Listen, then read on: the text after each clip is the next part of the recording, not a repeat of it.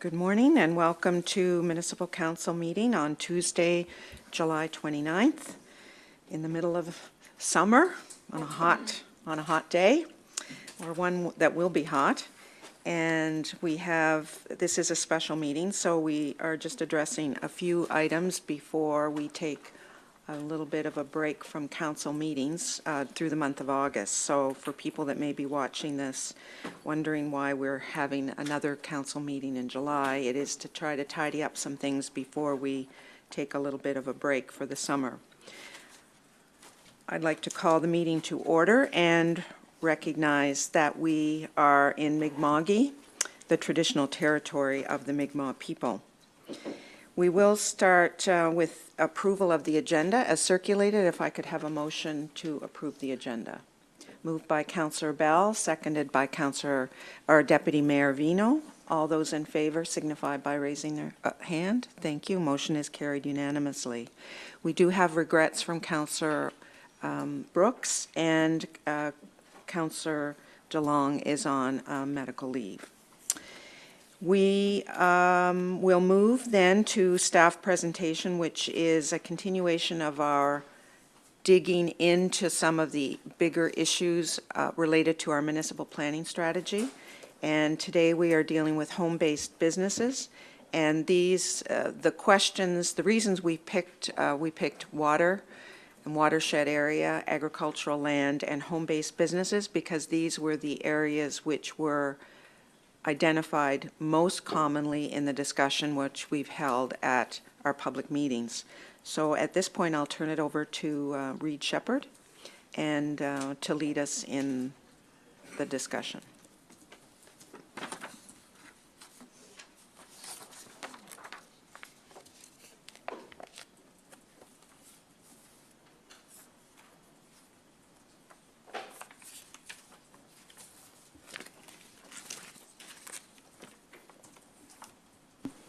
Thank you. Good morning, everyone. So yes, this is the one of the kind of last components of the kind of first round of work, both on the engagement side as well as some of the discussions with council and policy and strategy committee around the first draft of the municipal-wide land use documents. And so what we have today is a fairly kind of straightforward discussion about home-based businesses. So let's get into it. Just in terms of starting off, I think most of us have an idea about what a home-based business is, but there are some aspects of some of the regulations around this that help to define that. Basically, we're talking about a business that has a sale of goods or services that's kind of accessory to a residential dwelling. The dwelling or the residential use would be the principal residence of the business operator. So it's the person who lives there who operates the business. That's how you would kind of define that as being a home-based business. The Nova Scotia Building Code has some important regulations that pertain to how we look at things through a land use bylaw. A few things that are highlighted here is that the business has to be secondary to a residential use. A full-time occupant lives and operates the business on site. It can't be something that's kind of more hazardous, such as a high or medium industrial operation. And I think really importantly, in terms of how it plays out in a land use bylaw, is there's a limit in terms of the size or percentage of the home's floor area, and that's under the building code. So that's kind of set in stone. And so what we want to try to do with the land use bylaw is not conflict with that or cause confusion with what the building code regulations have. If you didn't have any regulations on home-based businesses, then the building code would always be there. But what you could run into a situation where the land use bylaw says something that's a little bit different from what the building code says, and that can cause confusion. So it's just to kind of understand some of what you'll see in the first draft and some of what we'll talk about has certain numbers in it that pertain to that, to try to make sure that they're consistent. So yeah, I just mentioned the building code piece, so there's relevant legislation there. The building code was changed in 2016 to kind of reflect home-based businesses and give a little bit more flexibility there to exempt them from some certain requirements. So for most commercial buildings, there are certain things that pertain to things like accessibility, fire separation, bathrooms, things like that. And that's just kind of standard around any type of commercial building. So there's exemptions kind of carved out that people who have a home-based business don't have to do that. Because as you can imagine, if you start to get into barrier-free entrances and separate bathrooms and fire separations, that can just be cost prohibitive for somebody to operate a home-based business. So recognizing that, the building code was updated to have a carve-out. However, it does kind of say, here's a maximum, space that can be dedicated to this. You can't have basically a commercial enterprise with a tiny little living space and still call it a home-based business. That's why they've kind of created this number of 25% of the floor area or 50 square meters. So that there is that important building code piece. Municipal Government Act does have some policy there to touch on things including economic development and the ability for a development officer to approve kind of variances or exceptions for things that are around parking and building size, the space of a business, and signage requirements. And then the provincial minimum planning requirement document or regulations that we've talked a lot about notes that a strategy may include statements related to home occupations and home-based businesses. So as you can imagine, most, in fact, I'm not aware of any planning documents that don't touch on home-based businesses in some way.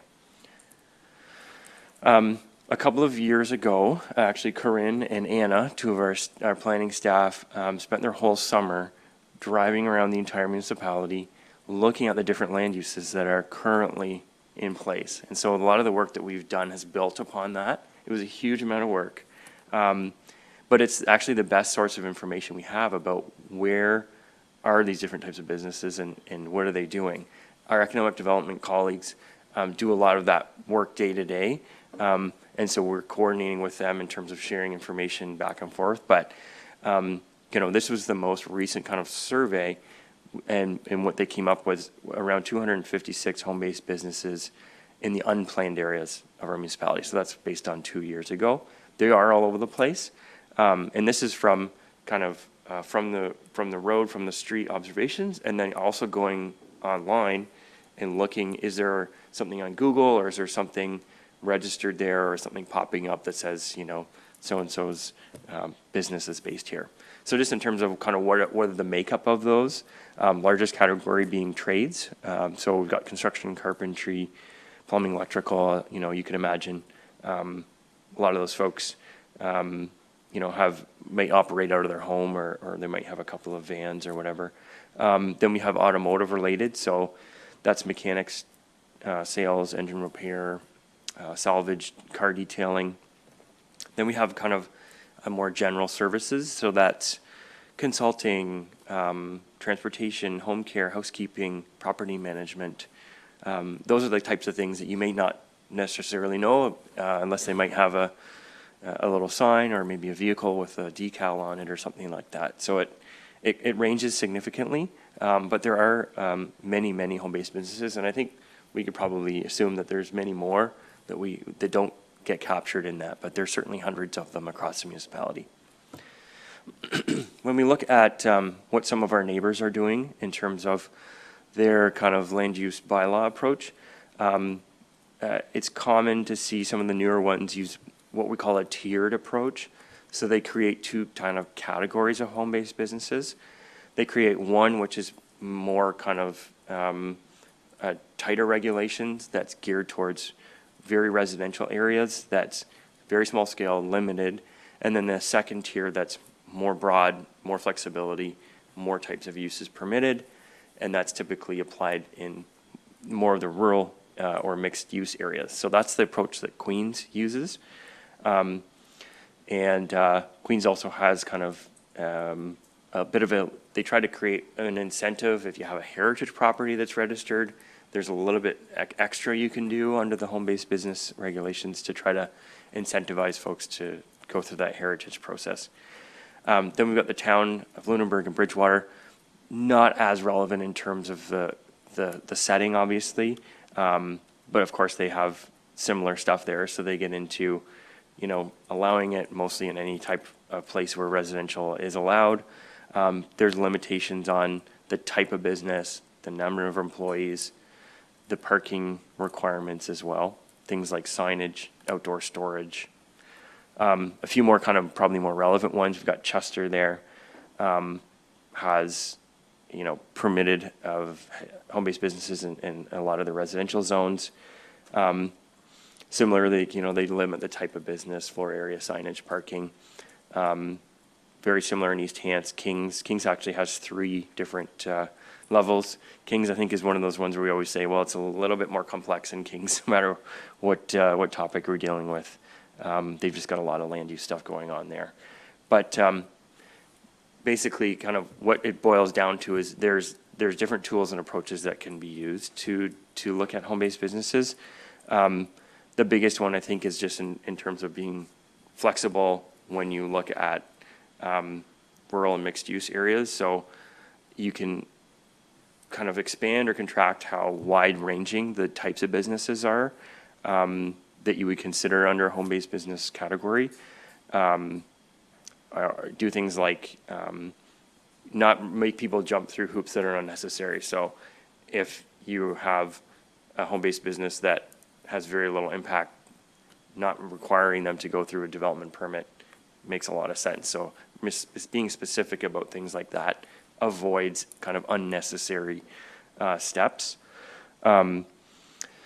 You can look at, like we've talked earlier here about how other municipalities kind of have tiered approaches. So you can break those tiers into certain zones. So if you have a, you know, very focused residential zone, you can have a level 1 home-based business category that applies to that, and then have another category that applies to more of your mixed use or rural areas.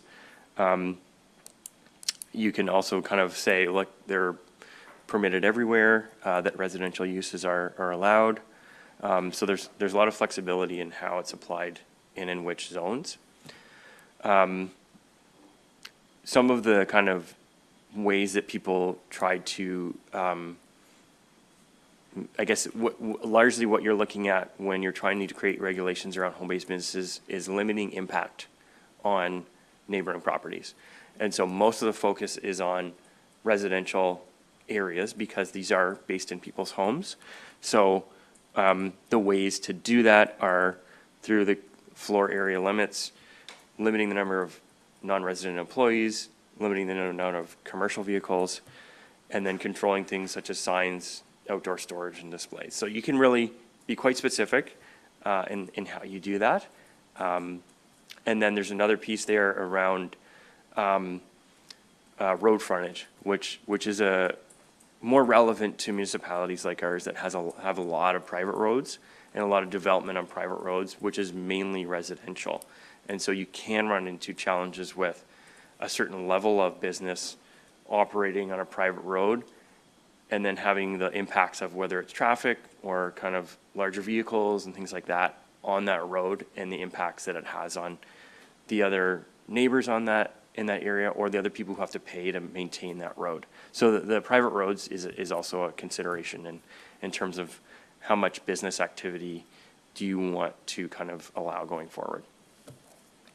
So the way that the draft 1 kind of looked at home-based businesses was the approach that we took was similar to a lot of other places in terms of the types of permitted uses, the number of employees, the floor area, things like that. Very consistent with most other municipalities in that approach. One of the really important pieces here, though, was that a big component of this was to only apply it to specific residential zones. So this approach would say there's a small number of areas that, such as, if there's hamlet residential, rural residential, or lakeshore residential, this is where these types of regulations would apply. If you're thinking about the vast majority of the municipality, which would fall into a kind of a more general rural zone, these wouldn't apply.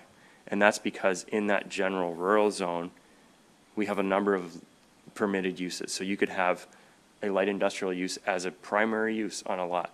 You could have a commercial enterprise as a primary use and also have a residential use on that same lot. So it's a very mixed approach and not have limits about the percentage of one or the other. That's more flexible than the other municipalities that we've looked at in terms of how they approach the rural areas. When I talked about Queens having that 2-tier, in their more rural areas, they use that kind of second tier of home-based business, but they do still control it. So what's in draft 1 is even more kind of open than that by only applying it to specific residential zones. But I think all of this kind of rests on the assumption that this is kind of the zoning framework.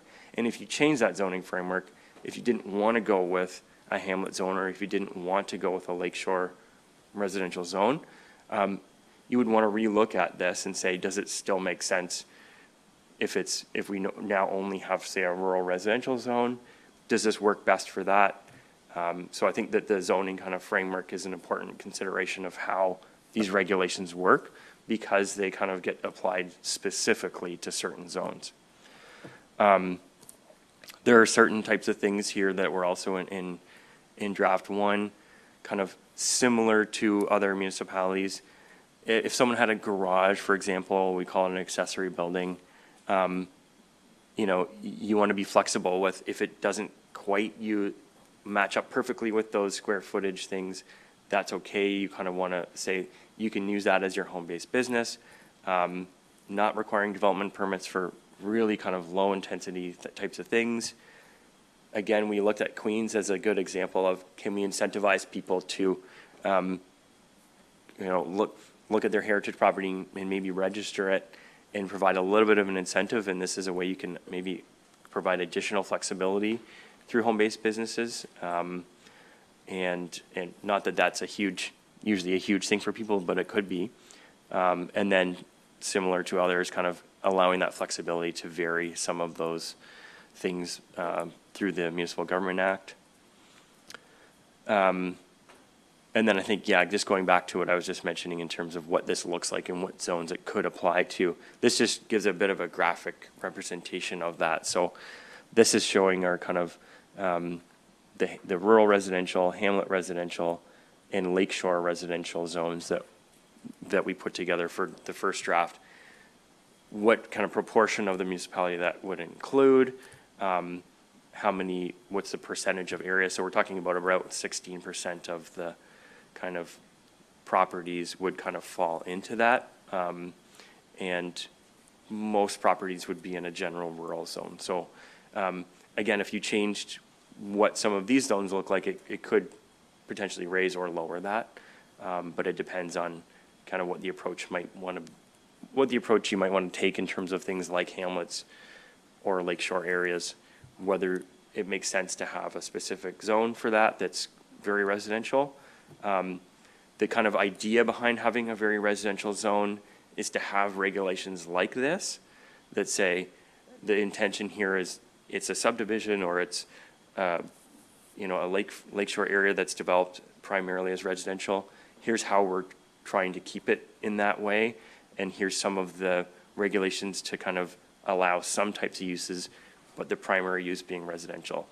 If you said, we don't really see the need for that, these are general rural areas, then home-based business stuff obviously wouldn't make as much sense. So it's really kind of how you want to approach some of these residential areas in terms of whether or not you want to have home-based business related stuff as well.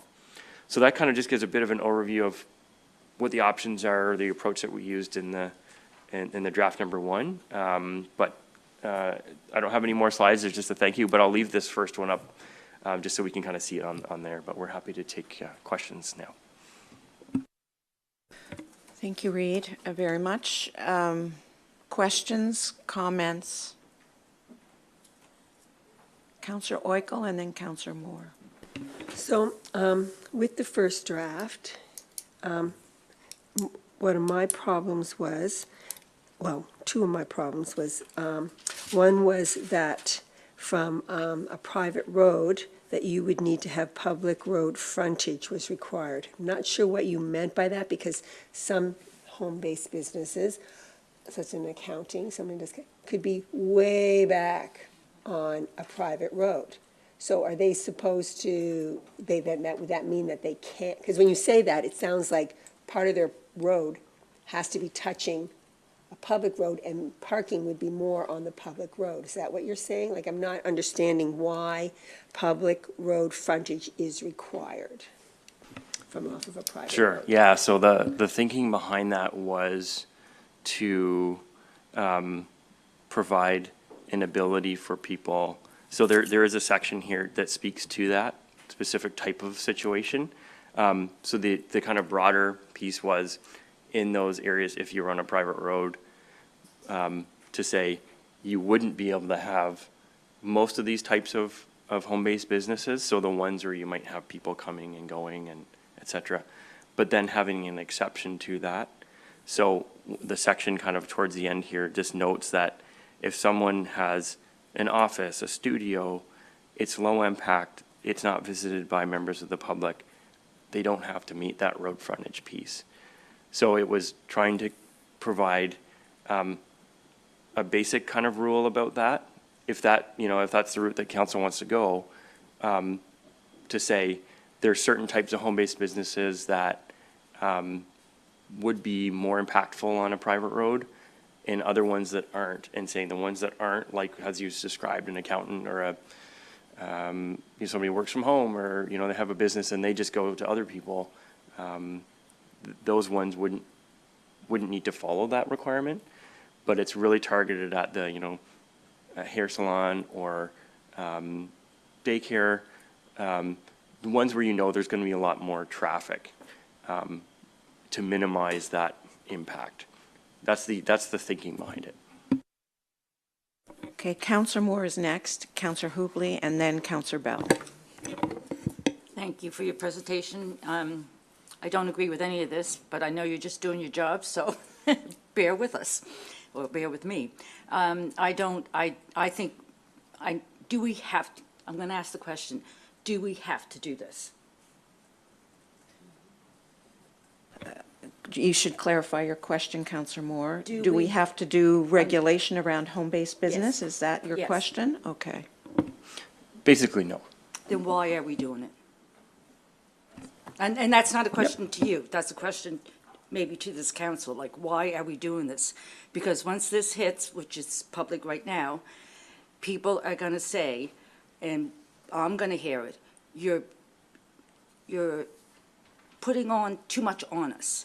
What I wanna know also, and I'm not speaking about myself, I'm just saying, what about businesses that are they gonna be grandfathered? Okay. But moving forward, if we don't have to put restrictions on people's home-based businesses, if we don't have to, why are we? So maybe, Reid, you could speak to the thinking about long-term planning and growth and development and what the implications are. And for the record, our Deputy Director of Planning did indicate by a nod, because some may listen to this, that businesses that already exist are grandfathered in. So just so that for the record, so. Yeah, so that's correct. Anything that would be there as of the date of the bylaw passing would be allowed to continue to be permitted legally, or grandfathered, as that's more commonly known.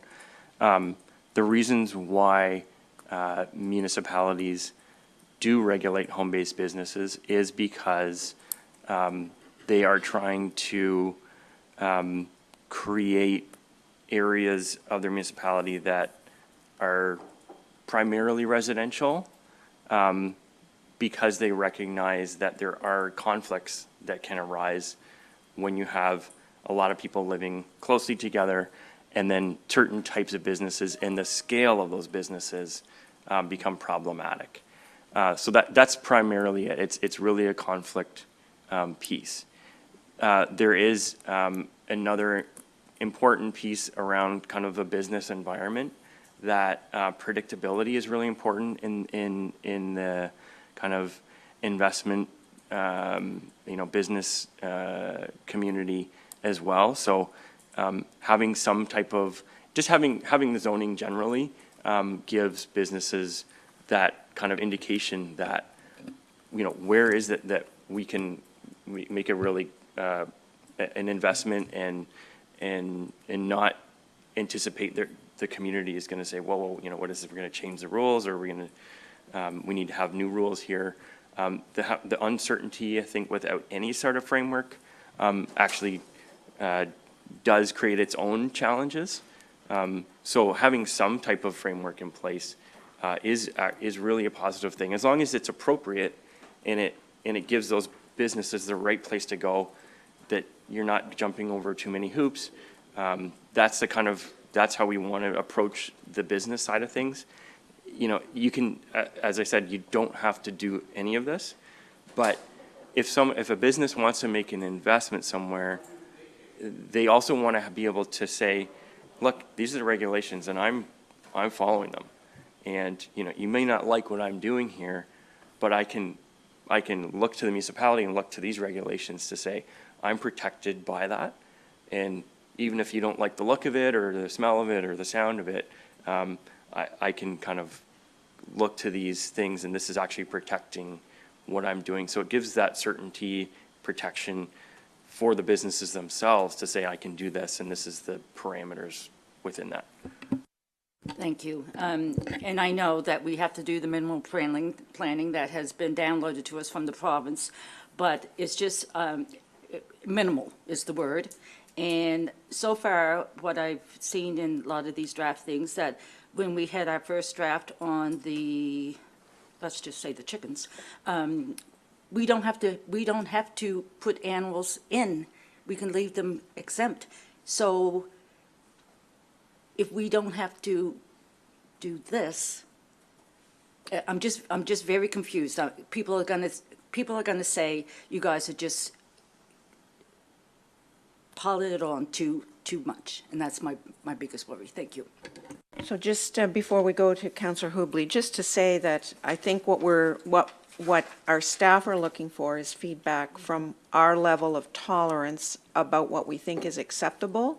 But our responsibility here is to balance what we're hearing, but also take some leadership in thinking ahead to what we need to think about as a municipality. And maybe what we've put out to your issue, Councillor Moore, is more restrictive than what we think we need at this time.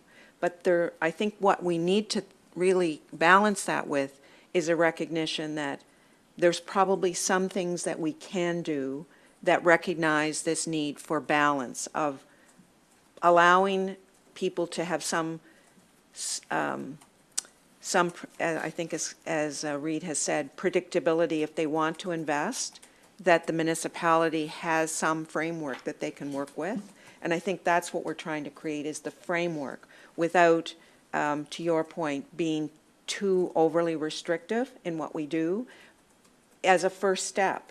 And then over time, we can start to look at, okay, where are some of the issues?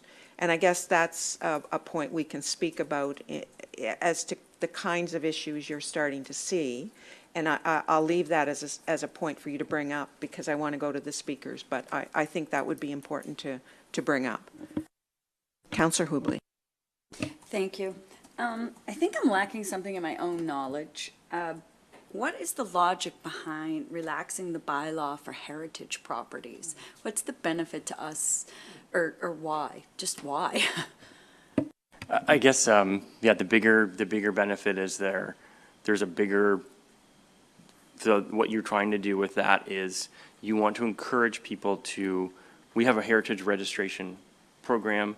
There aren't any financial incentives. That's a big cost to that. Halifax has has an incentive where they'll give you money to spend on your building if you register it. So there's an incentive there. The idea is, I guess it's a recognition that there's value in people preserving their heritage buildings, but there is also an added cost typically to those buildings for a lot of the type of work that's involved. That's where the province has grants for some types of heritage properties. But I guess it's kind of a collective,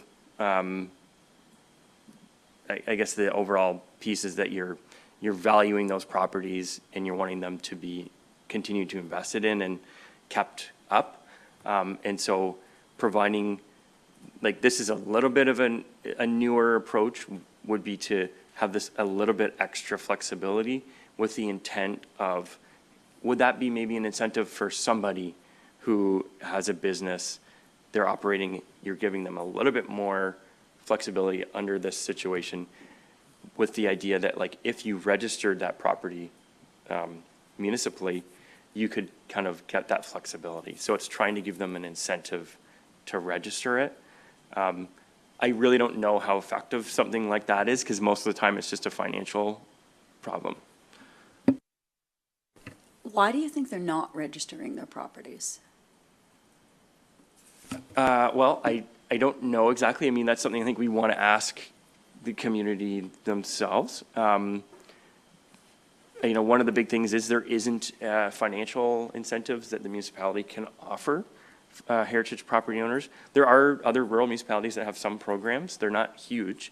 But for example, if somebody has to do a roof or siding, you know, wood, you know, cedar shake, or if they do a big painting job, you know, a lot of these are wood buildings. They might have wood windows, things like that. And if you compare, you know, vinyl siding to vinyl, or vinyl windows to wood windows, it's usually cheaper to go the not historical approach. And so that's typically, it's the financial. And just to follow up on that, before we go to Councillor Bell, if the property is registered, then if they do want to make changes to it, can you just speak to that? Sure, that's right, yeah. Because Yeah. that becomes, it could potentially be a deterrent to actually registering it, if you could speak to that. Sure, yeah.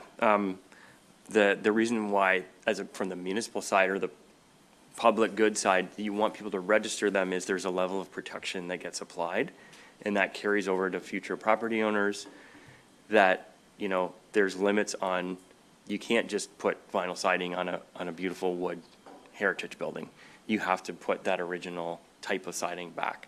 And so you're limiting you're kind of making it more expensive for that property owner to do the maintenance that they need to do, but you're also helping preserve the building because you know that you're protecting what are called character elements, which are often those ornate wood or architectural features and things like that. And so that's why municipalities kind of, a lot of cases have recognized that there is this added burden, in some cases just the cost. So they want to say, okay, well, we're limiting what you can do here because we want you to maintain it in its kind of historical way, but we're also going to give some financial help to that. So yeah, if you want to do some type of renovations, heritage advisory committees, and there's heritage legislation that, you know, people want to do a renovation or a big addition, they need to come get that approved, make sure it's in line with that. So the municipality has a lot more say in how people could develop those properties.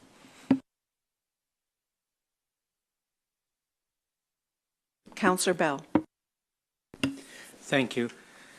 My question originated after comments by Councillor Oiko, and it was somewhat answered by Mr. Shepherd when Councillor Moore was having her discussion. But I wanted to enhance the answer given, just so I have an understanding, but more so for the people that are affected at home. I have one subdivision that has a private road maintained by a homeowners association. Within that circle, the road, there's a massage therapy, there's a hair salon, there's an art gallery, and an arborist. You probably know the section I'm talking about. And the general close community, seems satisfied. There are people within the subdivision, they interact, people come in every day. For some of the businesses like the massage therapy and the hair salon, it could be 10 cars a day come into that subdivision that have no other business being in there other than to patronize the businesses. So I wanted to assure them that as existing businesses, they could continue. The only thing I have heard from that is that other people within that subdivision don't want any lighted signs from the existing businesses, because while the businesses are there, they fit in to the residential setting and you would hardly know they were there. In fact, the one business which is very successful doesn't even have a sign because of years of servicing people. They have a clientele built up, they don't need a sign. So I do believe there are areas such as that that's been expressed to me, like if they want to put a little sandwich board out or something, that's fine, but we don't want any big signs that take away from the residential look. So I'm supporting you to a certain degree, and I'm saying that existing businesses are happy with the status quo. So I'm falling within the middle, okay? So I just wanted to go on record as saying that. We're all going to be in the middle, I think, in the end.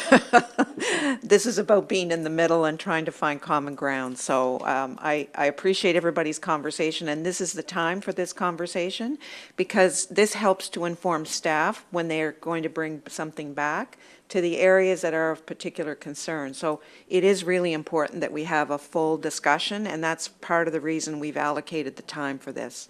So we're going to go to Councillor Smith and then back to Councillor Hubley. I just have a couple comments and questions. First, a question: the daycare center, 6 or fewer clients in a residential zone in a home-based business. Can you tell me where that number came from? I might just ask if Corinne has more. I believe that might be a legislation piece from the province. Typically, provinces, have a limit that they say if you go beyond that, you have to be more of a registered center. And so it's to capture the true home-based business under the provincial legislation. Yeah, that's what I figured, but I just wanted to clarify that. And I think any time in our draft documents that we can note, like as you did with the building code, like this is provincial legislation, it's something we have to abide by, it's really good. And if there were clarity there too on how many infants versus toddlers, that would be great as well. The public road frontage piece does really trip me up, because I have a ton of private roads in my area, and I know I can think of several home-based businesses off the top of my head that would be affected by this. They might be grandfathered in, but they might have ideas for expansion that they couldn't do under this. And I just want to note, in some of my earliest conversations with residents about the whole land use bylaw, and this is when the animal piece was really a hot button topic. It still is, but one of the messages I heard loud and clear from my residents was that people are really struggling, and they really need the flexibility to make a life here. So, when I look at all the home-based businesses, and I am interested in what home-based businesses were captured in that list and which ones weren't, because I am worried that we're missing whole kind of categories of people. Specifically, I'm thinking about those home-based businesses that are women-led, and that are often the businesses that women do in order to stay home with their kids. And it is kind of like, make or break It's not a huge business. They don't have a sign out. They may not advertise, but it's very important to the economy. It's kind of an underground economy. So I realize that this is just kind of a flavor comment. It's not actually giving you any specific things to go by, but I'm really, just to affirm Councillor Moore's comment that I think we need to tread very carefully on this. And while I think predictability is important and minimizing conflict is important, it's really important for us to know what's out there and who we might be affecting. And the other thing I just wanted to confirm, like in a residential zone, say you had like an arts-based business and you had, you did workshops once in a while, would there be a limit on how many clients you could have to your home for like a special event? I think the short answer to that is no. The way that this is written is kind of more geared towards it's a regular occurrence happening, and I'd have to look through some of the definitions to give you more of an exact answer, but that's not the intention for sure. And the other thing I just wanted to clarify was our rules around market or farm market stands. Those are allowed, or they were allowed in our first draft. And would there be any regulations around them as we, in our first draft, what we proposed the first round in residential zones versus rural zones? I don't believe so. Again, I'd have to kind of look at them maybe side by side to absolutely confirm. But yeah, we did kind of write in exceptions that kind of apply across the board for things like the market stands, and if you had a setback that applied, it wouldn't apply to that, and it doesn't kind of get captured as included as part of a business. It's kind of allowed across the board. So yeah, that it shouldn't be. That shouldn't really conflict at all with this type of stuff.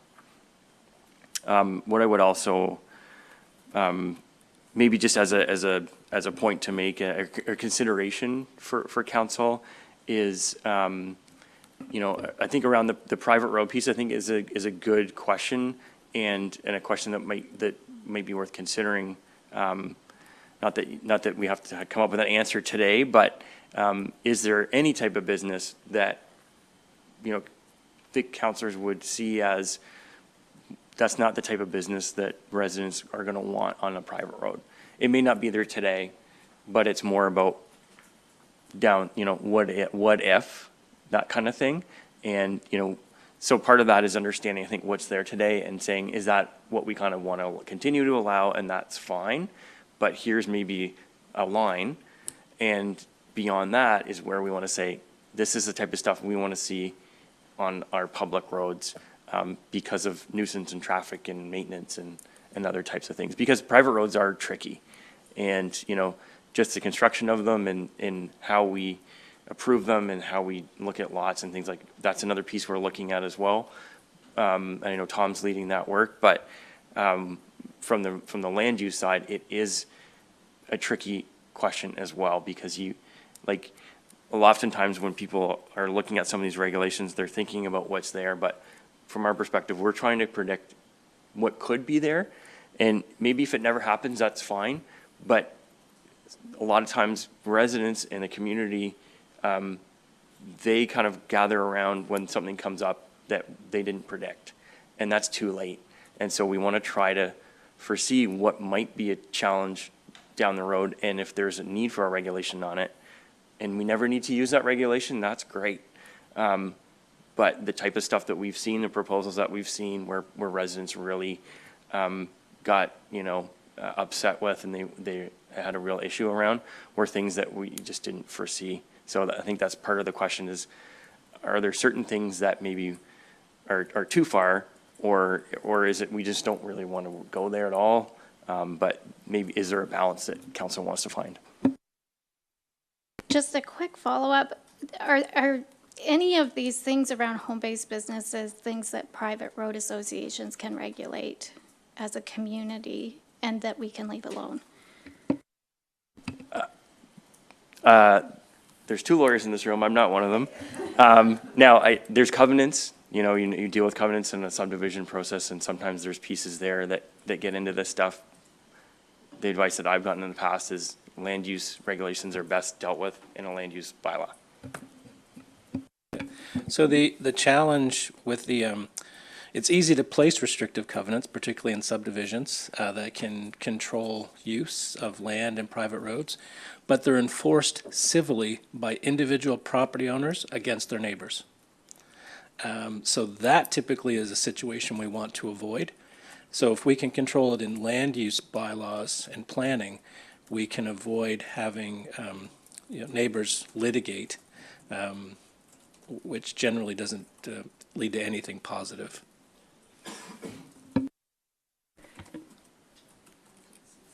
I just, from the and we're going to move on the agenda, but I think, on the speaker list, but my sense is that the private road piece is, given the conversation and what I also have heard, is something we probably need to flag as really figuring more out on it, as opposed to, like, if we're trying to flag areas of real concern, I think this has been identified as one of those areas that we need to give a good think on. So we'll move now to Councillor Hubley, back to you. Thank you. I agree that the public road frontage needs to be flagged. I also have the same concerns as Councillor Smith. I also have a concern about the maximum number of non-residents on site. I know when I just think of District 4, there's greenhouses, there's auto salvage and repair places. There's absolutely more than 2 non-resident. It interferes with nothing in the community. Same with auto repair. I would like to see that restriction taken away completely. I would also like to know what others around the table feel about that. Not really a question, just comment. Thank you. And we'll hear that as the morning goes on. So thank you for raising it. Councillor Burns. Thank you. And I'll preface this by saying thank you to staff for all the work that they do. Anyone listening to this should understand that it is staff's job to do all of this work and bring it to us and make decisions. And what I say about that information and how I make my decision with it does not reflect or should not reflect a lack of appreciation for, quite frankly, the amount of human hours that go into this. And given that staff have proverbially had the pulp beaten out of them over this a little bit, I would just like that to be very clear before I say my piece. It hasn't been a secret since the beginning for anyone who's seen my Facebook posts as to where I sort of land on this stuff, and my thought can be summed up as I'm not interested in going above and beyond on this at this time if we don't have to do it. My entry-level position is don't do it. Land use planning is fluid, and over time, this will, like the casket will not close on this. This zombie will follow every council in the future on this. Every council will have at least one land use planning decision in their future beyond this, and whether that's a change, whether it's an addition, whether it's a subtraction, this will be a living document, and it will continue on.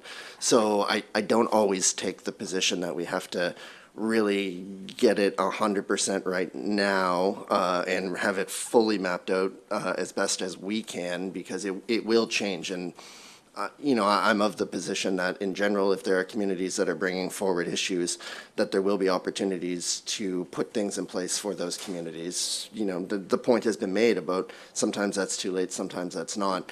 But I just personally err on the side of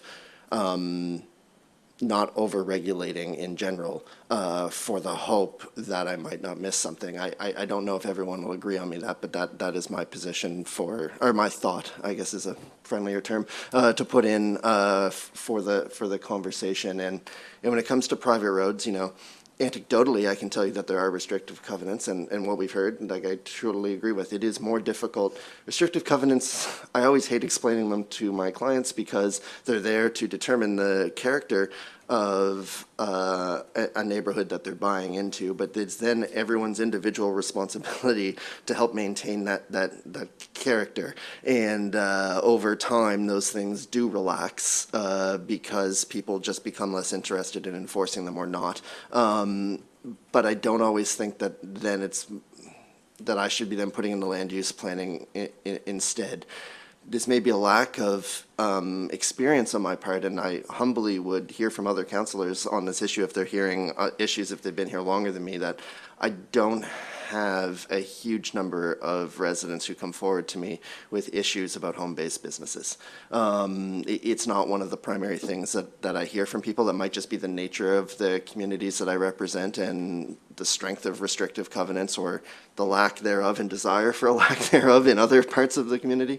But generally that's been my position is, overall, with land use planning, let's do what we have to do, and it will be a living document that grows into what it needs to be over time. And that's, for what it's worth from my seat, what I'd like to see. Thank you. Councillor Oikel.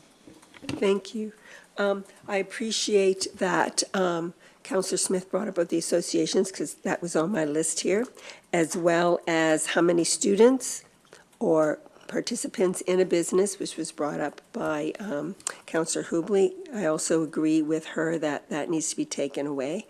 And I do feel that there needs to be something around businesses, because I'm thinking of my short little private road, and if someone decided they wanted to buy one of the houses are pretty close together, tear it down and put in an auto salvage, I would not be very happy. So there needs to be some regulations just on, and not necessarily private roads, just in general, the types of businesses that can be in close residential. Now, on the main road near my home, if someone were to put in auto salvage there, the houses are farther apart, and, you know, maybe that might be okay, right? So I think it needs to be looked at as depending on what the business is on any road within our municipality where there are homes. Thank you. Mr. Shepherd. Thank you. I did just want to kind of raise a challenge or a potential issue in that if you wanted to go the route of no home-based business regulations within the land use bylaw, perfectly doable.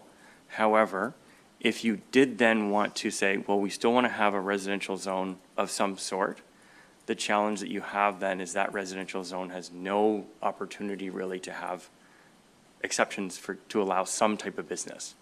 So typically what the home-based business stuff does is provides flexibility for a zone that doesn't normally allow that type of use. So if you got rid of them, you also wanted, say, some type of residential, primarily residential zone, that residential zone is going to be actually more restrictive because you haven't given them the flexibility through this type of home-based business section. So just a consideration, it's hard to have one without the other. If I may, because it's in my notes here, is that fundamental to, in some ways we've put the cart before the horse, in that we probably should have had a discussion earlier about the zoning and the thinking behind how we created the different zones, given that that would then inform how we thought about watershed, agricultural land, and now home-based businesses. I don't know if that would have helped. It's all hindsight, so it doesn't really add much to the conversation other than, oh, suddenly realized that. But I just, I get what you're saying, and this is the balance when we come back to this, is how we view the framework for zoning is a conversation we haven't had, because there are a lot of zones that were identified in draft 1. And the question for me has always been, do we need that many? What's the basis for that?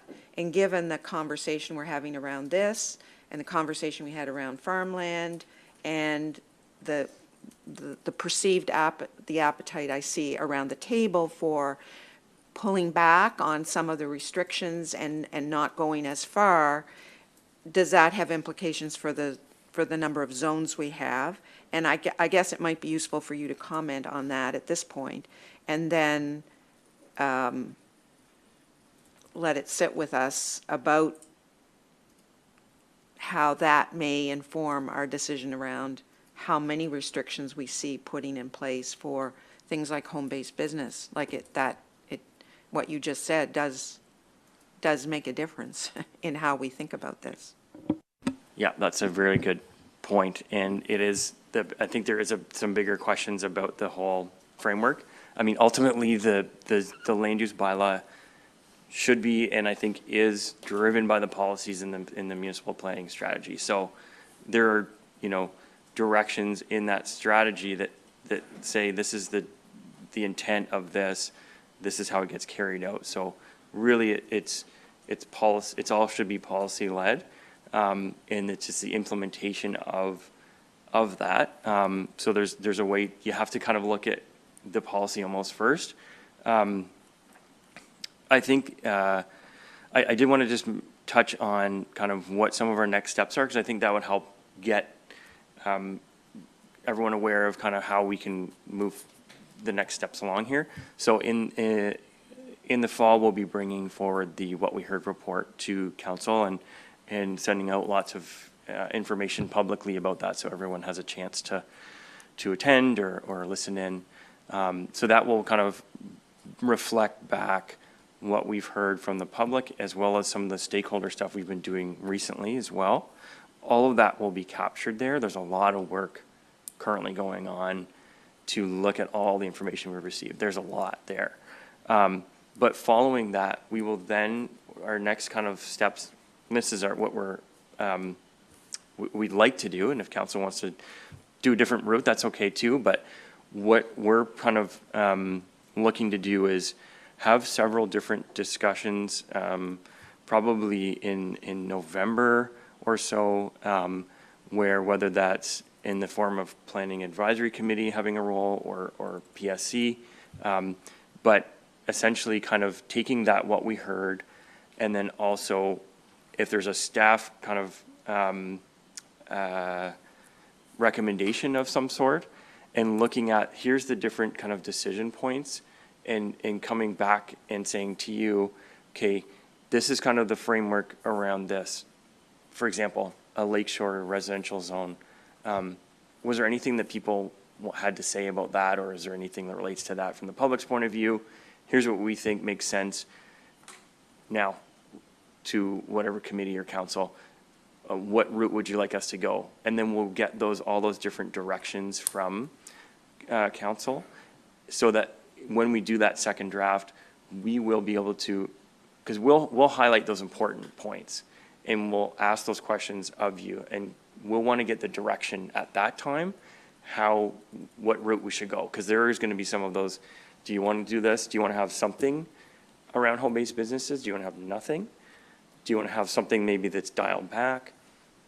At that time, I think is when we foresee, that's when we want to get that direction, and then we will mold that into draft number 2, and that's when we will, and so in the new year is when we'll come back with that second draft, having gotten all of those different direction points, probably through a couple of different meetings, because there will be several of them. That's kind of how we see the next steps playing out, but hopefully that kind of provides that here's how we can kind of narrow down a specific decision point about what direction that we want to go, because this is one of those things where I don't think we can't necessarily say this is the exact direction that council wants to go today, but I think that is when we want to be able to say, what does council want to do?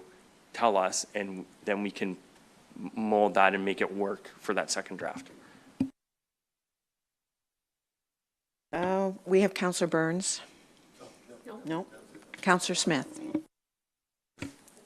Yeah, sorry to back up a little bit, but just another question I have about the neighborhood nuisance bylaw and how it interacts with what is and isn't a business or allowable as a business. So, like, we didn't go with the noise bylaw. We went with neighborhood nuisance, which has no noise levels in it. And I guess I'm just thinking, you know, say someone, you know, is a, you know, opera singer and is teaching opera in their Lakeshore residential zone, then that becomes, if we're wide open on residential uses, there's absolutely nothing, it's a business that is operating within its, what's the words?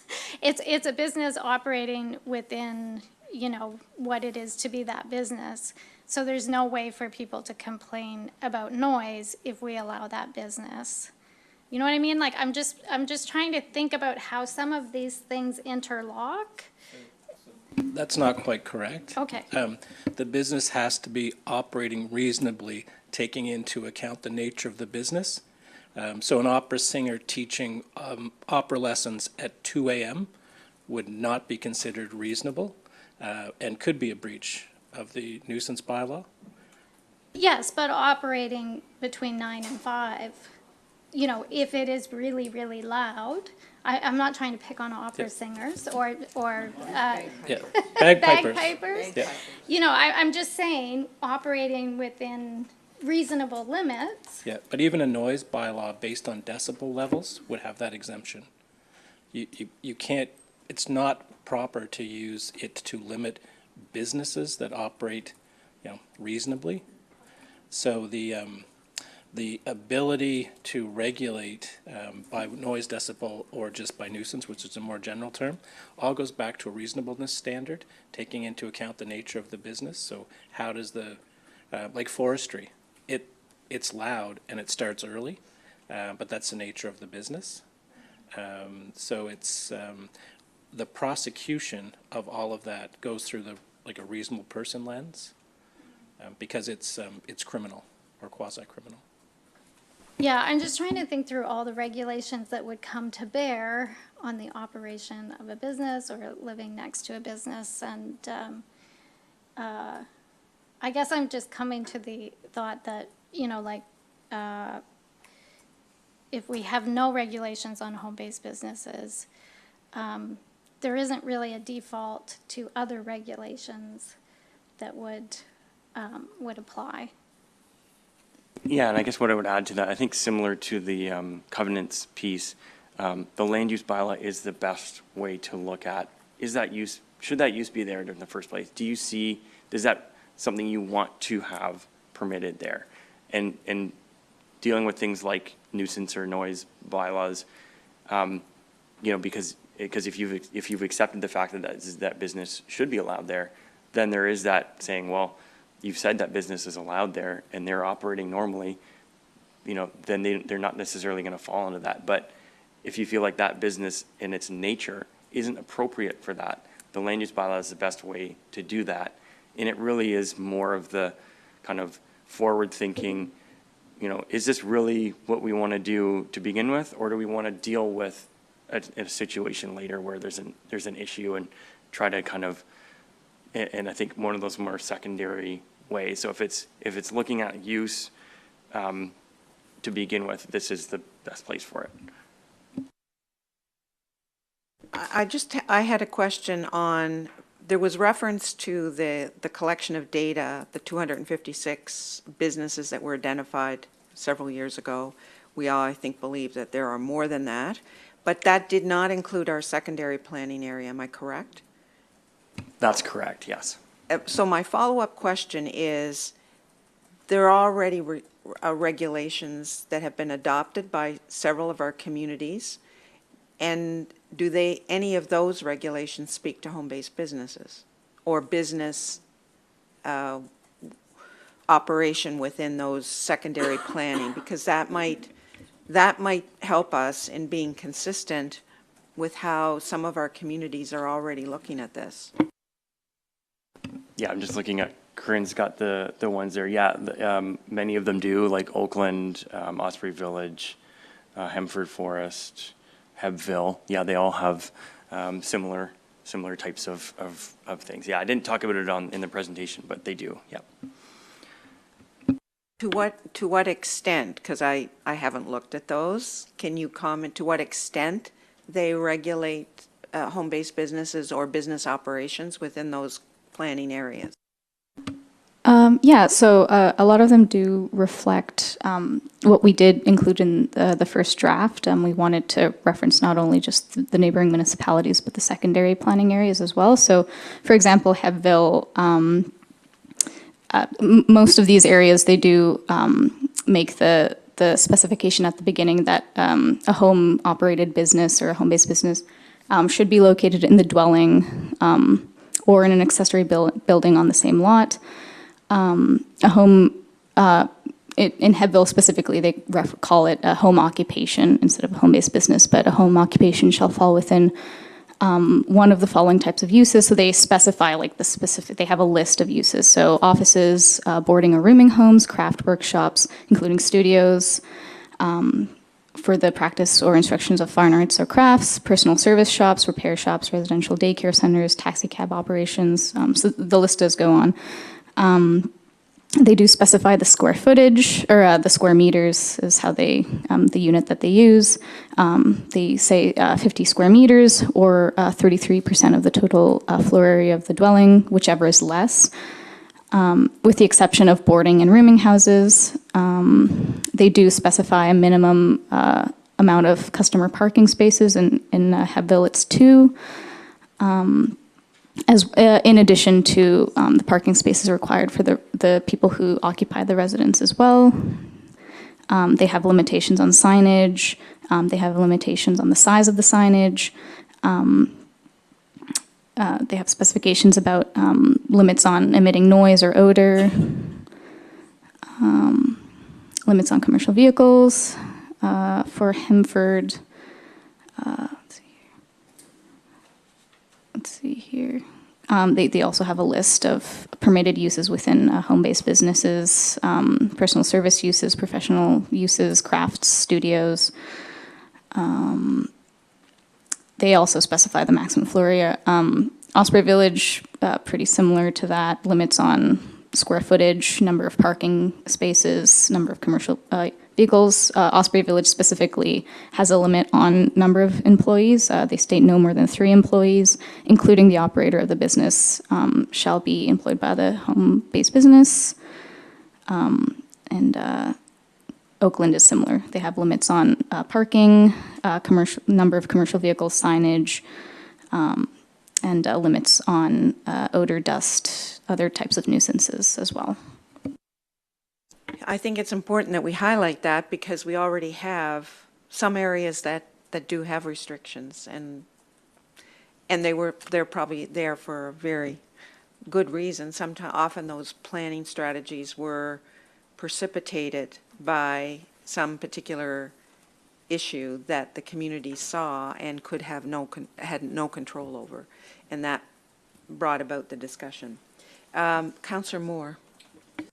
If through you to read, you had stated that if we do not do the home-based businesses, if we leave that completely out, that there'll be stricter regulations for residential. Like, I didn't quite understand that. So I guess on the map, what you're seeing there, Yeah. that's an example of the types of areas where you might want to have a residential kind of specific zone.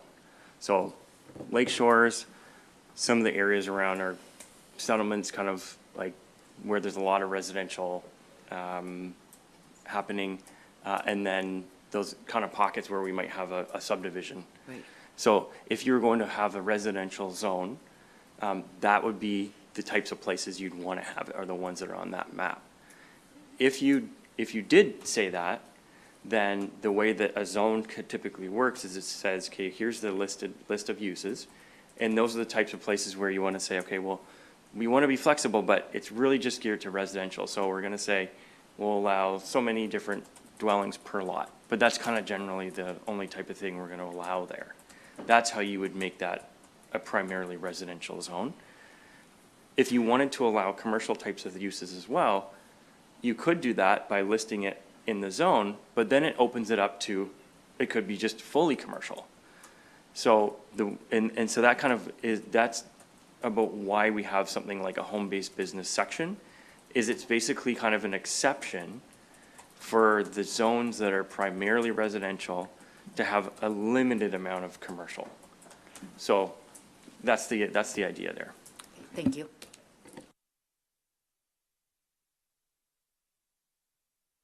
Any other points? Deputy Mayor Vino. As much as I think we have heard during this consultation that we want no regulations, we want nothing, the key, as many of us have said here today, is balance. And balance being, what we might not see happening today doesn't mean it might not happen in the future without some form of regulations. The areas that came up about how many workers or participants, I don't think that it's in our best interest to limit that. I think we're going to make things more difficult for people, and that's not what they want to do.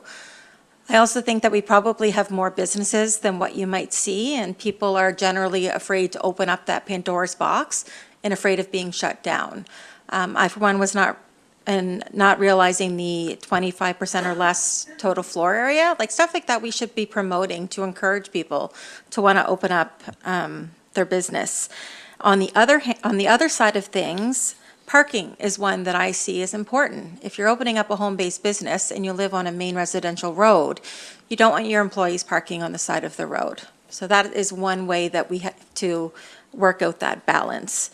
Another thing that Councillor Oikel had alluded to was community character and preventing changes that might make residential neighborhood feel overly commercial or overly industrial. I think that's another important component of that. And then I also had down notes from when we were doing our consultation regarding odor and smell, and that home-based businesses shall not produce smoke, fumes, or odors that are detectable beyond the boundaries of the property. And within that, including appropriate ventilation, filtration, and waste management systems would be something that I think is important to kind of include in those planning documents. It's things we might not think of now, but it could definitely change the way your properties are as things go forward. So those are just some general comments that I had based on feedback that I heard from residents in the process. Thank you. I do think the issue, and Deputy Mayor Vino has raised it, the number of people associated with actual employment. If you think about the future and the number potentially of online businesses that we could have, which have a small footprint, but you could have a lot of people working in that business that's a home-based business doing online sales. And that's just one little example of kind of the future and the opportunity that are also here for people to think about export business as opposed to selling to the neighbors, which really we should be thinking more export oriented, because that brings new dollars to our economy here as opposed to selling to our neighbor, which is just circulating the dollars. Not that that's not important, but we should be thinking about, can we sell what we do here to markets outside of Lunenburg County?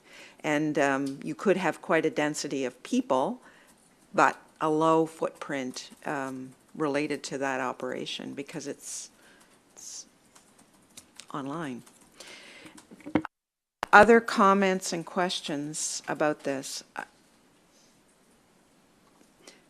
Input that people want to provide. I'm going to ask two things. One is, are there things that are resting at planning about this would be a good time to ask us about our thoughts around it? And the second thing is, and this is a personal comment, doesn't reflect what council's thinking, but in planning for the fall, I think it will be important that somehow we have a chance for more public input. responding to what stage we're at, wherever we get to in the fall. My concern is waiting too long, given the input we got, that I think it's important we continue the conversation with our residents. And even if it's not, it won't be the definitive piece, but it is an opportunity for them to understand the work and the steps we're taking as a council and as staff, working with them to make this document ready to take back out. So I'm not sure how that all fits in, but I do want to put that in staff's head about the steps that I think from a continued public engagement point of view, we need to consider, so. Yeah, thank you for that comment, and I can say one of our, something we've really taken back, and I've attended some additional sessions on this at a national conference recently, is around continued engagement. And so that's something that we can certainly, I can commit to that, absolutely, in terms of, as we move this forward, there will be those kind of times when we're out talking to people a lot and times when we're kind of focused more internally.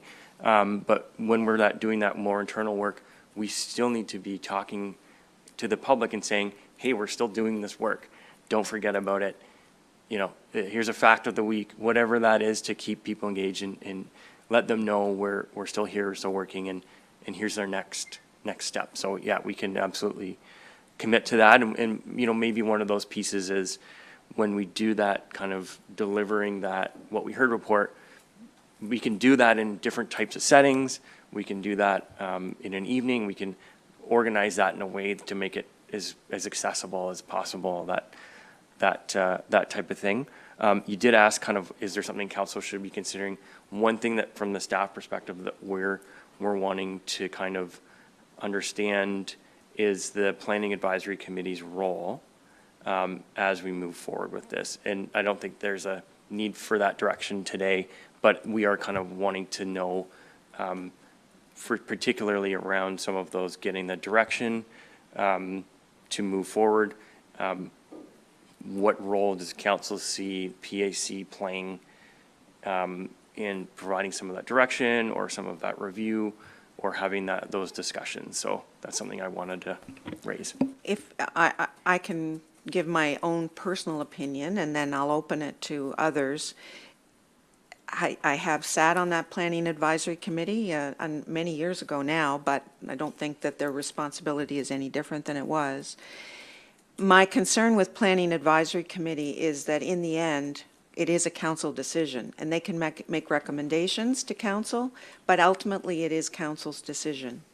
And when I watched again last year with the coastal protection and the direction that came from coastal protection and the Planning Advisory Committee, in the end, council did not accept the coastal protection or the recommendations from Planning Advisory. And so I think we have to be really fair with each other about when we ask people for advice and recommendations and then we don't take it, then I'm not sure that that's really good for the utilization of that committee's time, whereas maybe it should be a full council discussion, not to preclude that Planning Advisory has a role to play, but on a big issue like this, I feel it needs the input from council and that it needs to work through the process here at council, and that yes, there is a role at the end for Planning Advisory to be brought in to make that those recommendations, but I think the foundational work needs to be here. Given what I saw happen with bringing in coastal protection, which is a portion of this work that council really wanted to have a lot more input on it, that they didn't get a chance to do because it got brought through Planning Advisory. I'll leave it at that. And for those council members that were involved in it, it might be something you want to comment on or think about.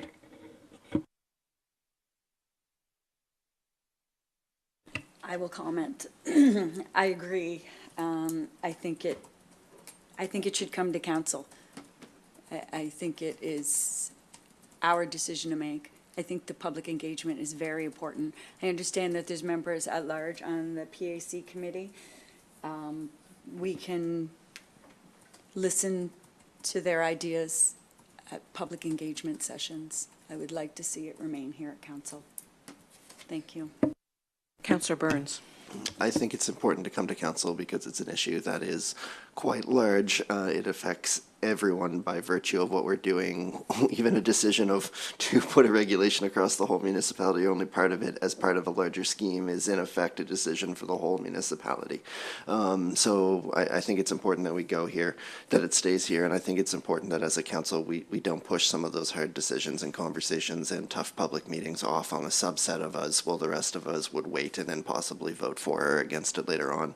If for better or for worse, we all own it together, and that means it comes to the table we're all at.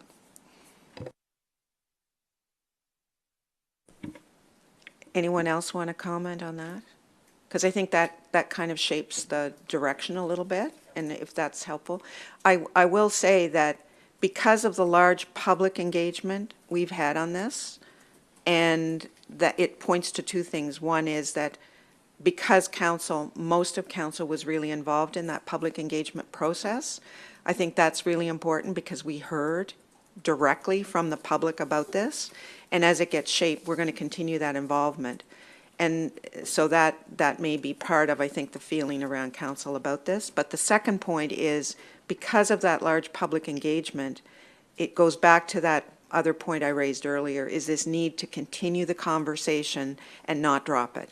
Because I think the public is owed that we have the responsibility to continue to foster that conversation, and so that they understand our thinking and how it's been refined, and the issues that we are speaking about have been reflected from their conversation. I think that's really an important piece of this. Councillor Smith. Yeah, I agree with everything that's been said. I think it should come through council, and just reflecting a bit on the process earlier about how draft 1 came out. One of the things that was really difficult about that was receiving it on the same day that it was also public.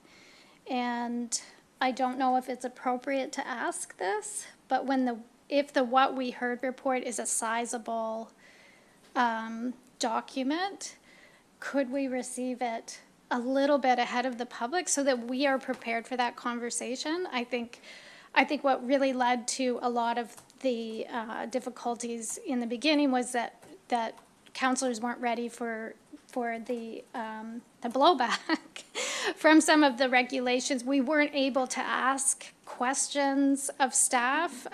We were just totally unprepared for that conversation. So when other big documents come out, if we could have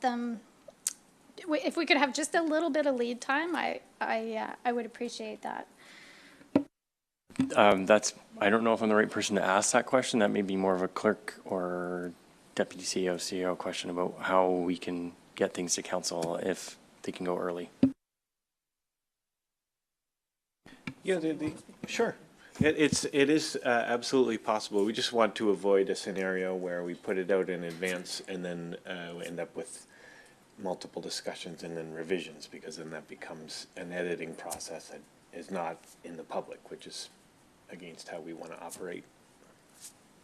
Yeah, and I totally understand that, and it's not for us to workshop or whatever. It's just for us to be able to have it read before it goes public and digest it a little bit.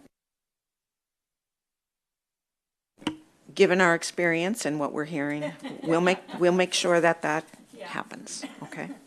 I think. Is there another question? Oh, sorry, Councillor Burns. It actually it just goes to our process and how our process is different than the public would perceive a government process from the provincial or federal level, where things are pre-cooked and then told to you, not discussed and cooked in public and then served alongside you.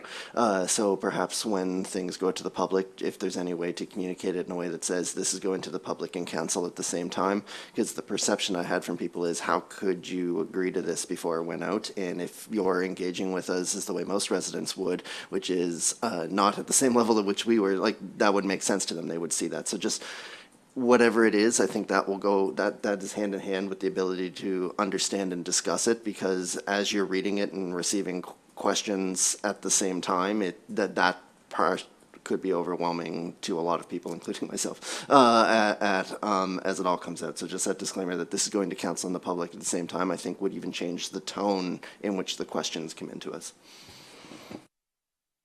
We're all learning lessons about how to do this effectively, and we've learned many lessons in the last few months about this. But I think what we've learned is that there was an appetite to have a conversation about this in the public realm, and we did that, and we will continue that. And I think both staff and council are very committed to that, and will take the appropriate steps to make sure council feels confident about the information before, without prejudging it too much, but at least has a chance to preview it before that. I think we've had a good discussion today. I think we've given some good direction. And is there anything else that you would want from us at this point? No, that's great, and I think that also gives us a little bit of that kind of next steps stuff, so we can start to communicate some of that out as well, and share some of that publicly, so it's good to get that feedback. Thank you. Okay, we're going to take a 10-minute break and then come back for the rest of our agenda. Thank you very much.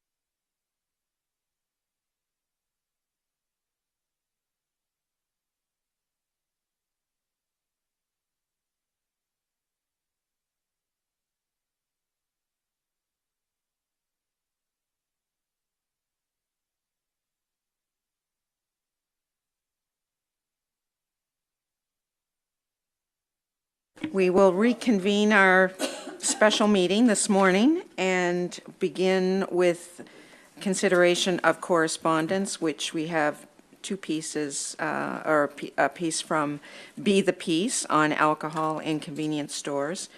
Both this item and the next item, which is looking for a letter of support on transformation of dangerous spaces, refer to, in many cases, gender-based violence issues.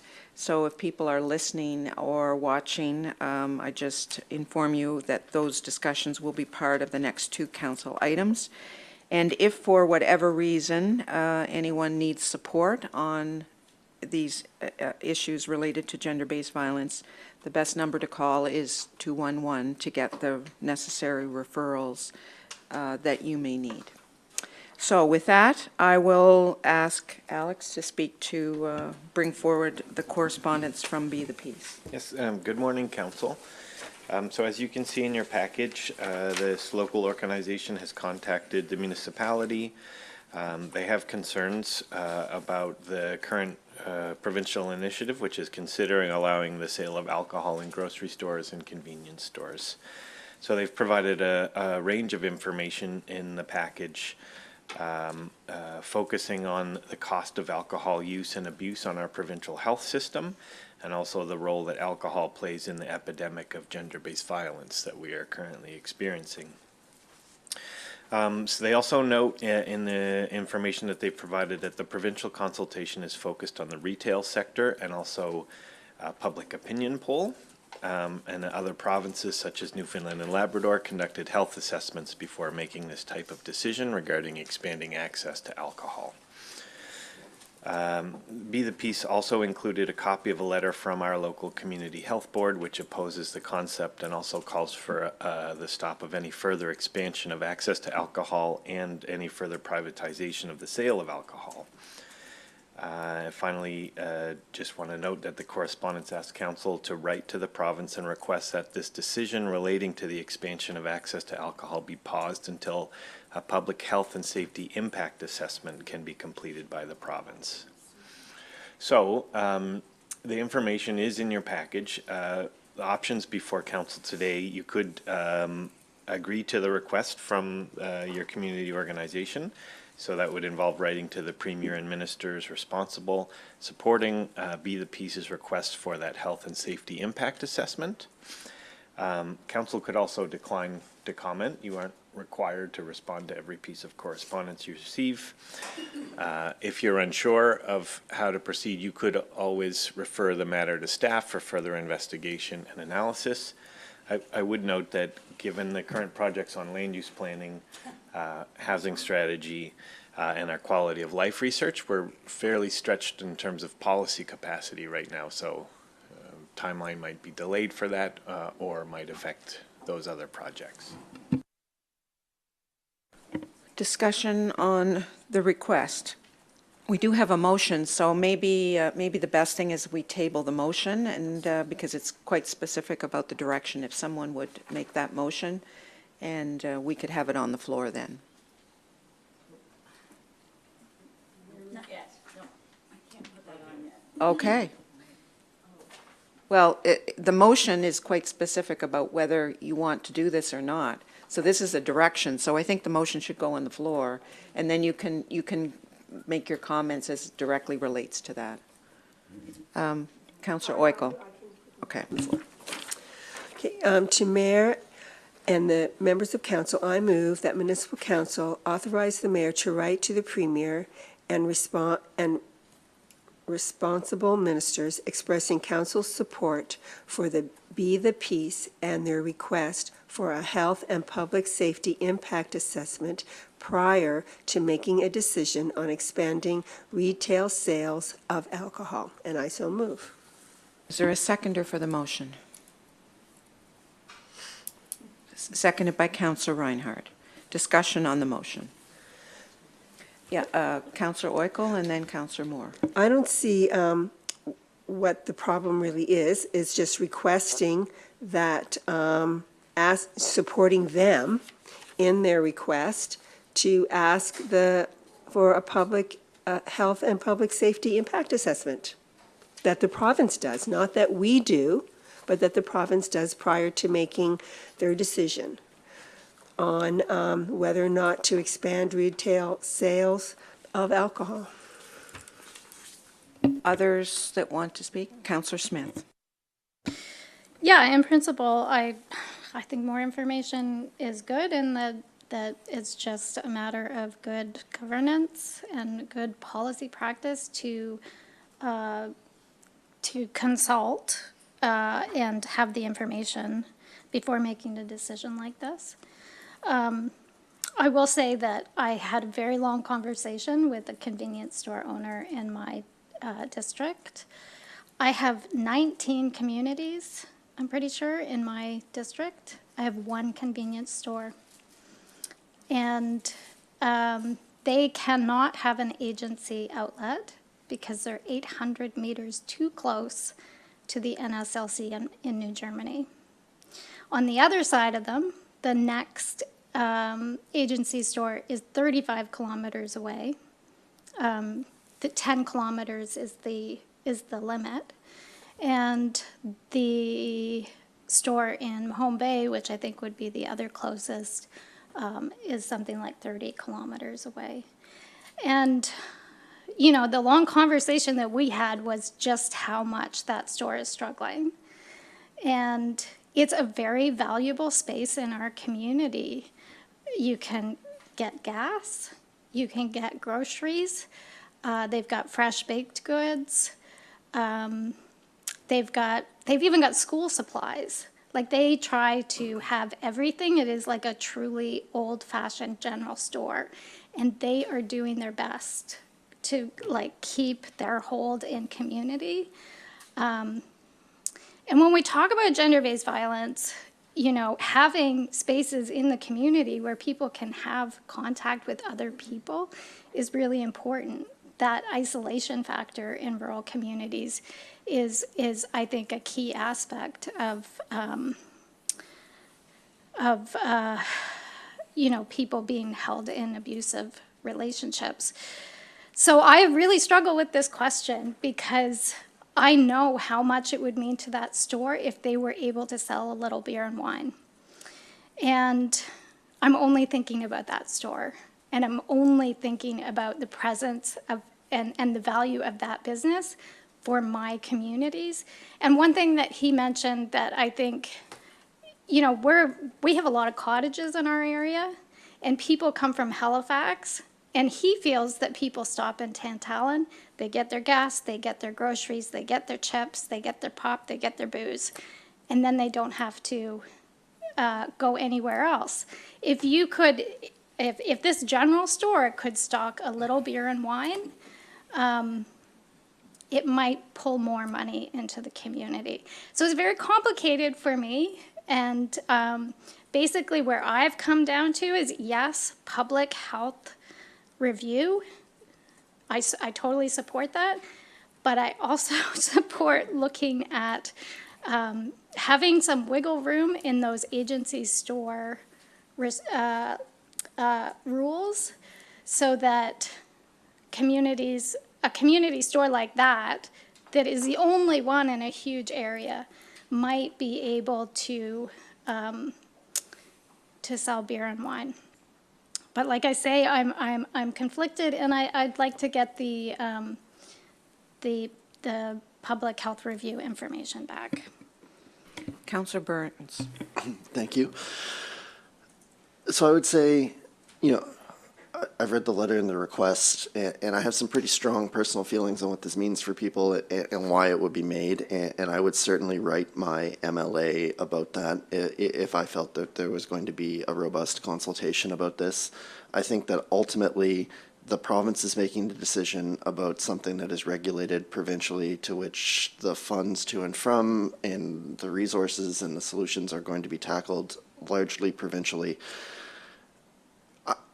I think that this is largely a provincial issue, in that if we write a letter of support, we are taking a position because they are asking for the public health review, because the public health review is going to tell the province not to do this. We are taking a position by writing this letter of support. And what I would say is that we should by and large let the province handle this. I would strongly encourage people to continue to respectfully write to their MLAs and participate in any provincial input process that's going to be there. And in the absence that I have experienced on other issues where I have a very clear, united message from my residents saying, help us with this, we want advocacy on this issue. I do not have this on this issue, and therefore I would not wish to wade into what is largely a provincial issue, other than to encourage them, from my personal standpoint, to do the consultation and not rush the decision. Other people, Councillor Bell and then Councillor Moore. Thank you.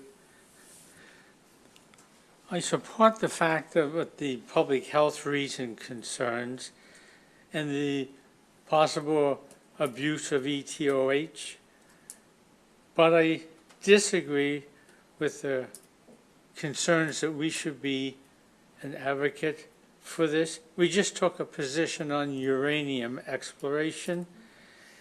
I chose to wear a municipal hat, not a provincial hat. I don't feel I should be giving advice to the parent as a child. We have a certain task as municipal elected people. Let us function with the responsibilities that we have. Let the province look after their mandate. Councillor Moore. Thank you. I agree with everything that's been said so far. I don't think taking a stand on this is going to make a huge difference, because liquor stores are already open 7 days a week, and most of them are open till 9 or 10 o'clock at night. So if somebody wants alcohol, and I know this from personal experience, they're going to get it, no matter what. So I think taking it away from a small convenience store or whatever to be able to sustain itself, mostly these convenience stores aren't open past 8 o'clock in the evening. So I don't think it's going to be the huge impact that these people are asking that we support, because you can go to a liquor store 7 days a week now, and they're open, Sundays. Yeah, 7 days a week. Thank you. Okay, Councillor Weichel.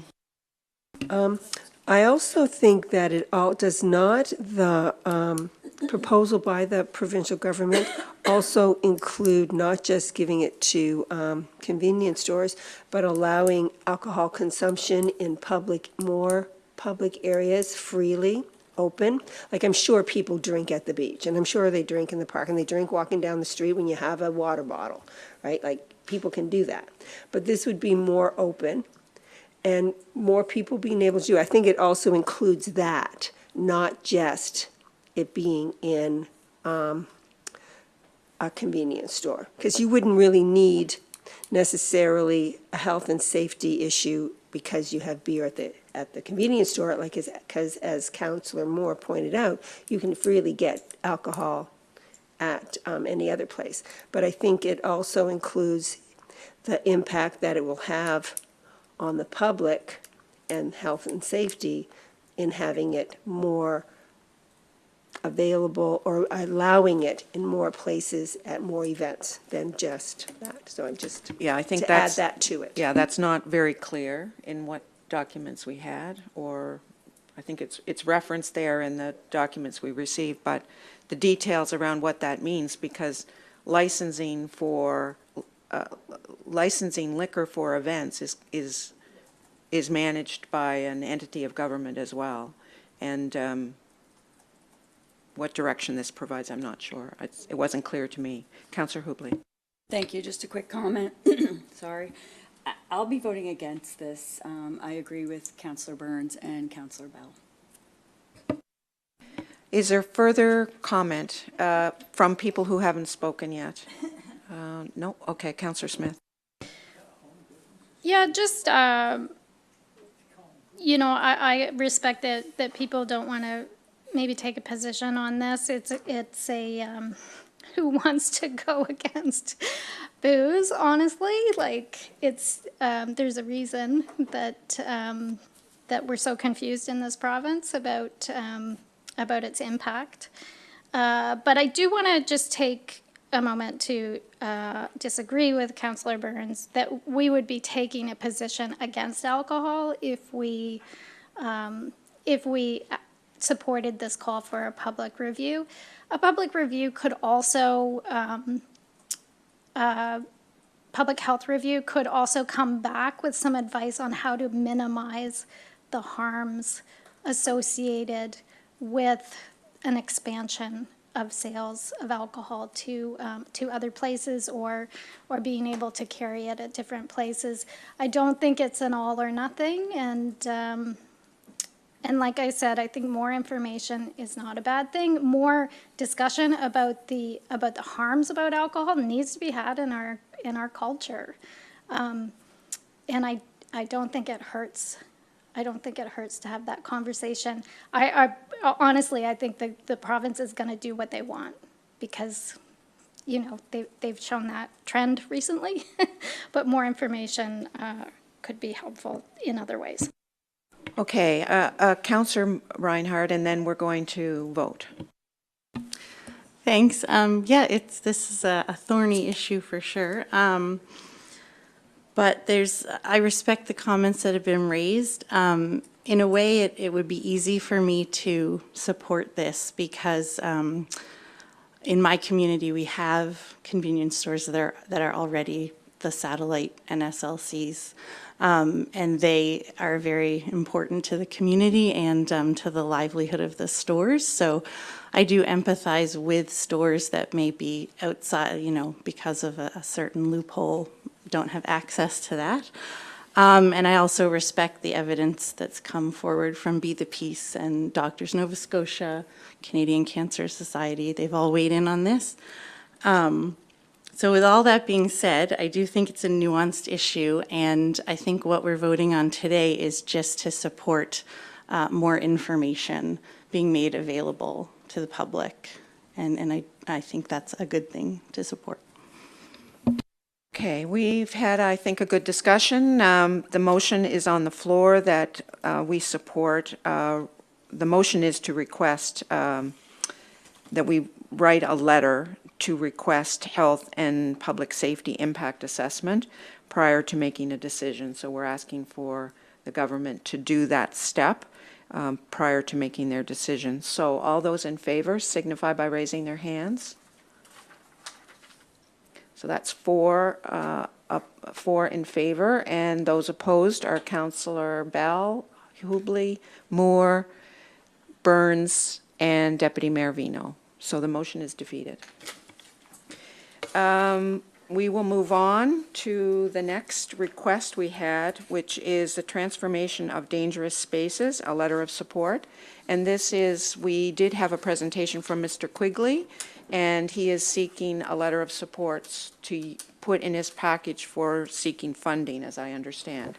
So, Ms. Walwyn, you're on. Good morning, Council. On May 27th, Christopher Quigley, Executive and Creative Director of Alchemio Art Workshop, presented Transformation of Dangerous Spaces to Council. This project is a traveling, immersive installation designed to confront men with the realities of gender-based violence, coercion, and accountability. This project has received endorsements from a variety of individuals and organizations, as outlined in my report. Quigley concluded his presentation with a request for written support and endorsements of the project. This support could play a crucial role in unlocking access to arts and justice-related grants. It could also open doors to partnerships with other organizations. If Council is concerned that the installation could cause harm to survivors of abuse, Council could decline to pass a motion of support for the project. However, the recommendation before you is that Council authorize the Mayor to write a letter endorsing the project. Okay, could we have the motion put on the floor and then we can have discussion? Would someone do that, please?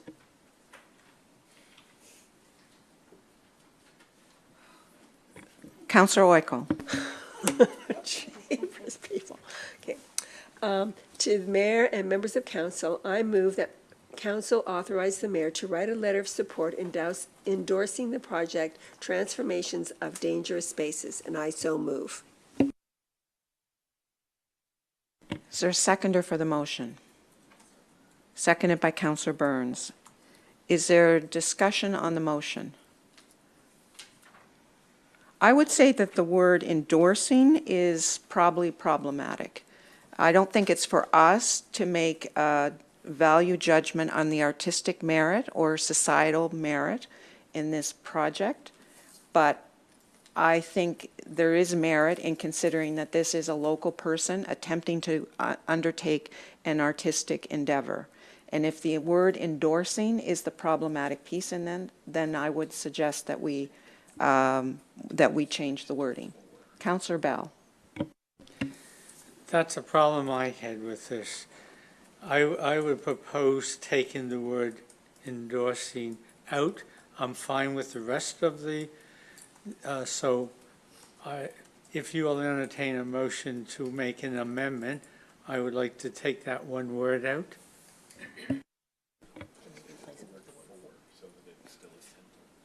Yeah, we could word it this way, that municipal council authorized the mayor to write a letter of support for transformation of dangerous spaces project, and that takes out the endorsement. It just supports the moving the project forward. Do we? I would second his motion. Okay, so we have an amendment on the floor. Is there discussion on the amendment? Councillor Smith? Did you want to speak to the amendment, or do you want to speak to the overall project motion, intent of the motion? Yeah, overall, I think. Okay. Is there further discussion on the amendment? Councillor Burns. This may be splitting hairs on whether the word endorsing removes the idea that we are endorsing something by writing a letter. So I'm just going to throw that aspect out there, that at some point writing a letter, you don't just write a letter to say here's a letter. You're writing it with some intent to say we feel one way or another about this. And I agree that, like, I would be happy for the province to consider the role of art in overcoming the issues that this project is trying to overcome and bring light to it and everything else. Where it's the sliding scale for me, at which point am I endorsing a specific project? Am I just supporting a local artist who's trying to bring an issue to light through their art? That's the part.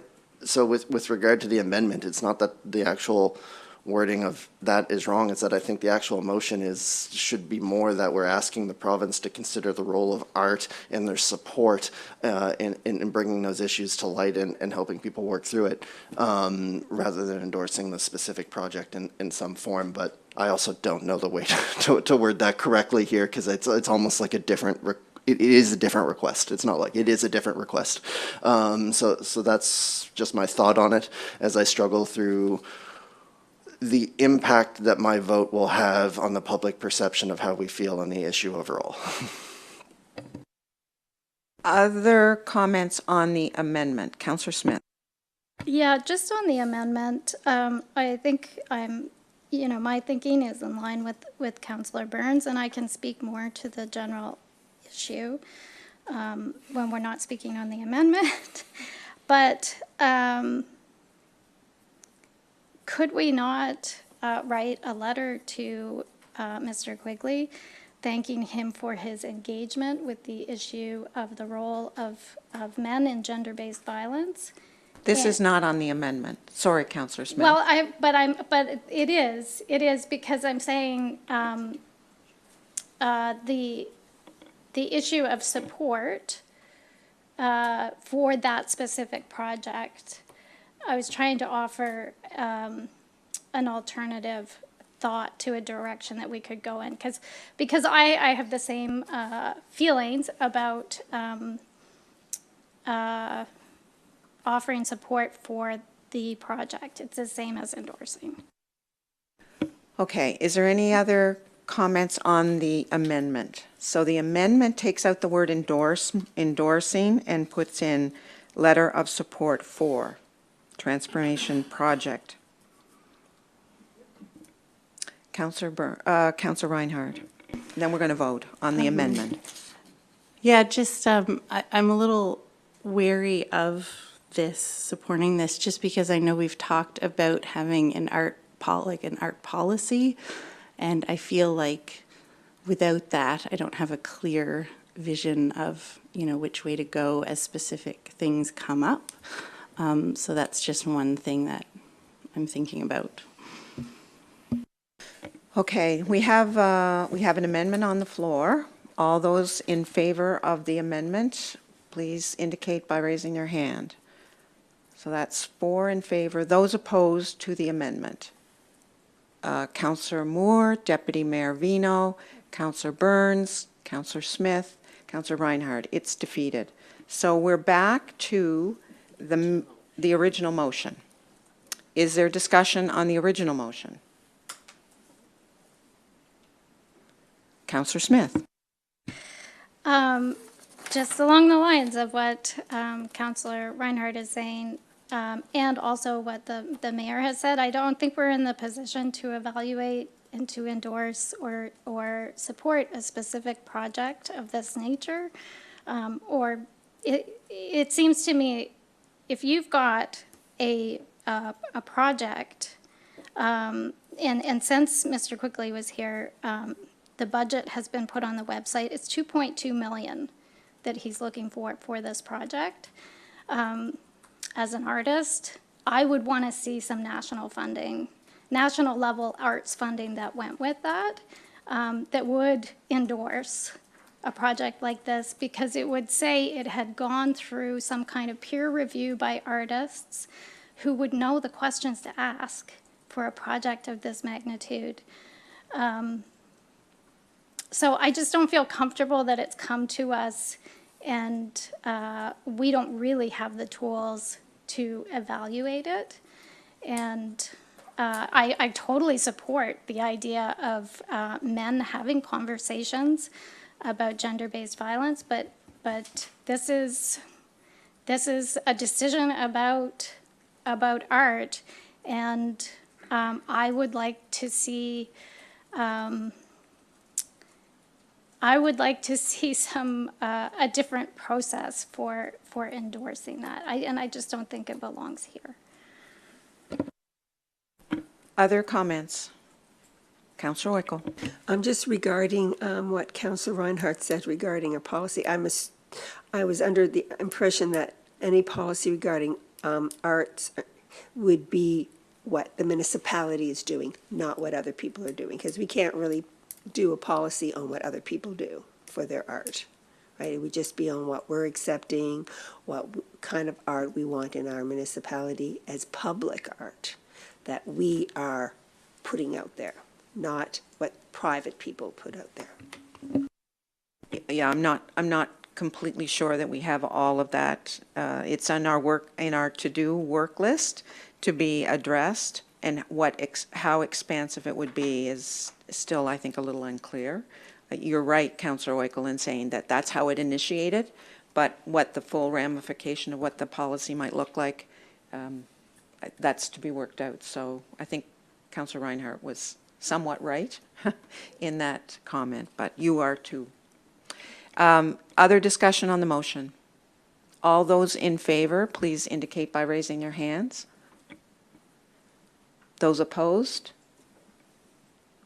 Councillor Reinhardt, Councillor Bell, Councillor Moore, Deputy Mayor Vino, Councillor Burns, Councillor Smith, and McLean Weil are opposed. So the motion is defeated. We'll move on to our in-camera session, and we'll need a motion to move in camera to deal with land negotiations. And I'll move that one. Okay. Moved by Councillor Oikle and seconded by Councillor Moore. We'll move in camera.